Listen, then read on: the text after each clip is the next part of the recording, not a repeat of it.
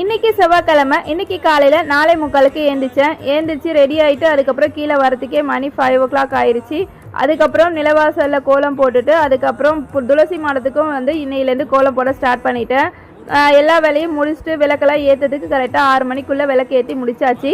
Next இன்றைக்கி செவ்வாய்க்கிழமை அப்படிங்கிறனால வெற்றிலை தீபம் ஏற்றணும்னு சொல்லிட்டு மார்னிங் டைம் ஆயிடுச்சுன்னு சொல்லிட்டு மதியானம் ஏற்றலான்னு சொல்லிட்டு பிளான் பண்ணியிருந்தேன். மதியானம் டைமும் எனக்கு மிஸ் ஆகிடுச்சு. அதனால் நைட்டு 8 to 9 டைமில் செவ்வாய் ஓரையில் நான் விளக்கேற்றலான்னு சொல்லிட்டு இன்றைக்கி நைட்டு விளக்கேற்றி முடிச்சிட்டேன்.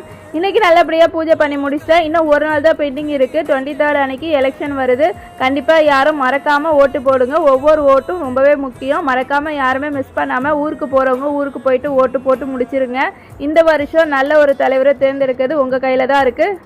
நம்ம கையில் தான் இருக்குது. மறக்காமல் ஓட்டு போடுங்க.